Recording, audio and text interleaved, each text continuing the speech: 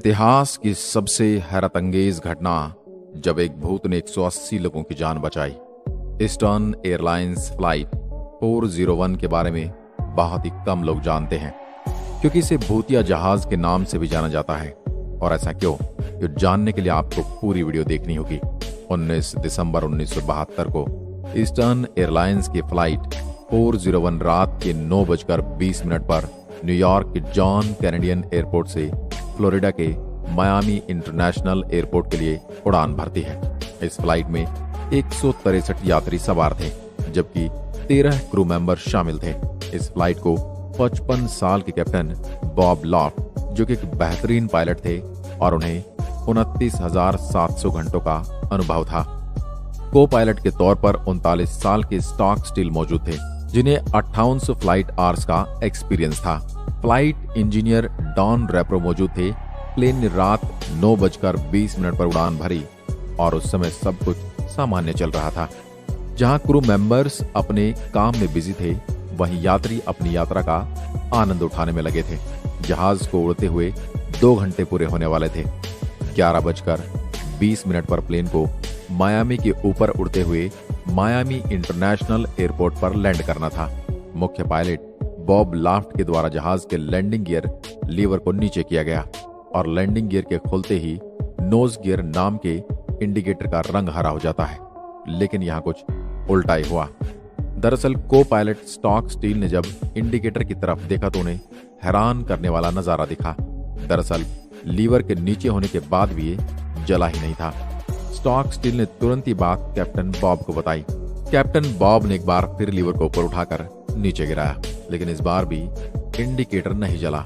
दोनों पायलट हैरान रह गए और सोचने लगे, आखिर ये इंडिकेटर जल क्यों नहीं रहा। ये बिना इंडिकेटर के जले इस बात का अंदाजा भी नहीं लगा सकते थे कि प्लेन का लैंडिंग गियर खुला है या नहीं।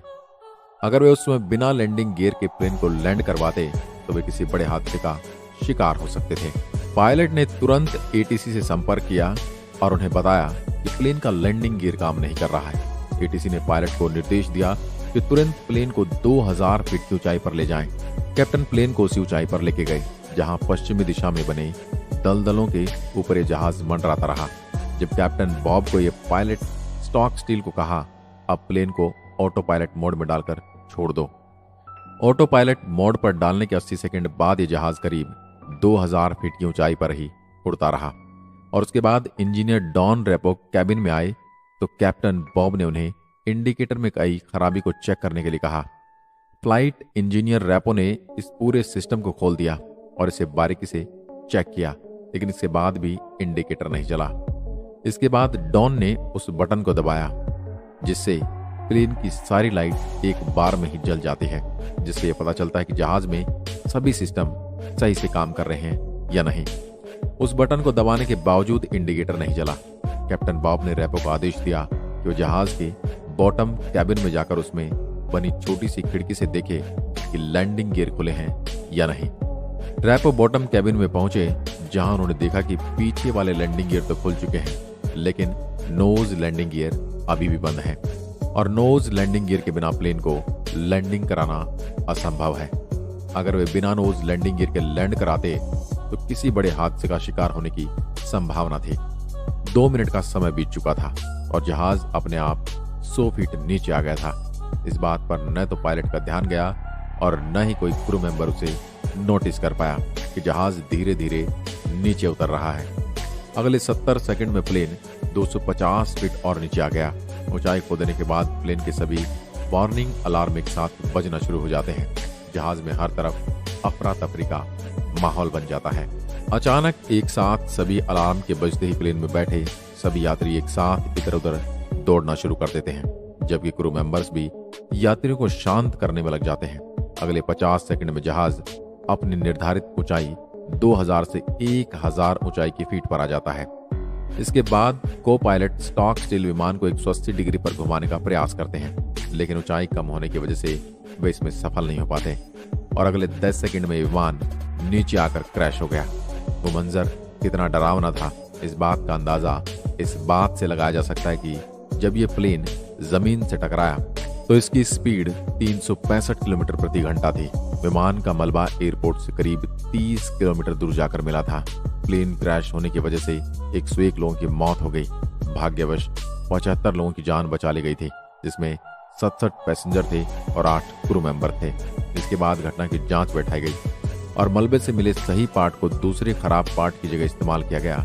यहाँ आपको लग रहा होगा ये क्रैश तो किसी नॉर्मल प्लेन क्रैश की तरह ही था, तो फिर ये जहाज भूतिया कैसे हुआ?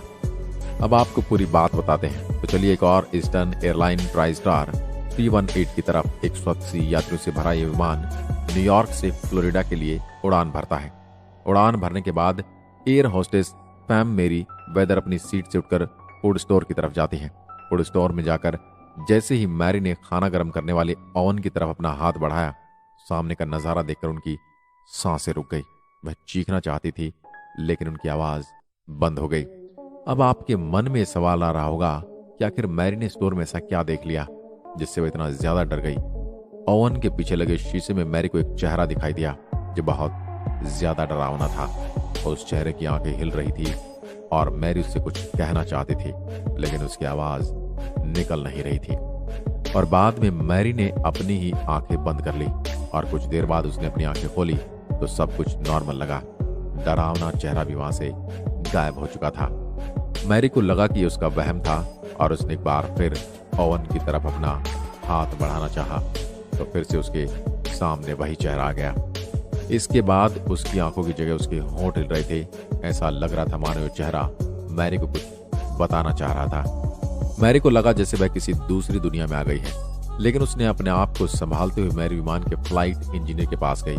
उसने इंजीनियर को पूरी घटना बताई, जिससे एक बार तो फ्लाइट इंजीनियर को उसकी बात पर विश्वास नहीं हुआ, लेकिन जैसे वो मेरी के साथ फूड स्टोर पहुंचा तो उसके होश उड़ गए, क्योंकि वह चेहरा अब तक शीशे में दिखाई दे रहा था और अब की बार ये चेहरा बात कर रहा था। डरावना चेहरा मैरी और फ्लाइट इंजीनियर को चेतावनी देने लगा कि सावधान रहो, कुछ ही देर में आग लगने वाली है। इतना कहते ही वो चेहरा वहां से गायब हो गया। मैरी को समझ नहीं आ रहा था कि आखिर ये चेहरा किसका है, लेकिन फ्लाइट इंजीनियर ने यह चेहरा पहचान लिया था। दरअसल ये चेहरा 401 में मारे गए कैप्टन डॉन रेपो का था। उन्हें चेतावनी देने वाला कोई और नहीं बल्कि डॉन रेपो का ही भूत था। इसके बाद मैरी और फ्लाइट इंजीनियर ने सभी क्रू मेंबर्स को पायलट को यह बात बताई, लेकिन किसी ने उनकी बात पर विश्वास नहीं किया। लेकिन जैसे ही फ्लाइट आगे बढ़ी तो मैक्सिको के पास पायलट को जहाज के इंजन में कुछ गड़बड़ी महसूस हुई। इंजन के ठीक से काम न करने के कारण विमान को वापस न्यूयॉर्क की तरफ मोड़ दिया गया। न्यूयॉर्क में जहाज ने सफल लैंडिंग की और उसे रिपेयर करने के बाद इसे एक बार जांच करने के लिए उड़ाया गया, लेकिन उड़ते ही इसका लेफ्ट साइड का इंजन बम की तरफ फट गया। इसे देखकर हर किसी की सांसें अटक गई थी। यह हादसा देखकर मैरी और फ्लाइट इंजीनियर को डॉन रेपो के शब्द याद आने लगे। इस तरह के अजीब हादसे के कारण ही इस विमान को द घोस्ट फ्लाइट 401 नाम दिया गया था। इतना ही नहीं, सन 1978 में इस घटना पर द घोस्ट ऑफ फ्लाइट 401 नाम से एक फिल्म भी बन चुकी है। आपको दूसरी बड़ी डरावनी बात यह भी बता दें कि जो ओवन फ्लाइट 381 में जो ओवन लगा था उसे फ्लाइट 401 के मलबे से निकाल कर लगाया गया था। अब आपको दोनों जहाज की कहानी समझ में आ गई होगी, लेकिन ये कोई पहली भूतिया घटना नहीं थी, बल्कि फ्लाइट 401 के क्रैश होने के बाद कई विमानों में भूतिया घटना होने की बातें सामने आई थी। आज की वीडियो में बस इतना ही। अगर वीडियो पसंद आई तो लाइक कीजिए और ऐसी वीडियो देखने के लिए हमारे चैनल को सब्सक्राइब करें। धन्यवाद।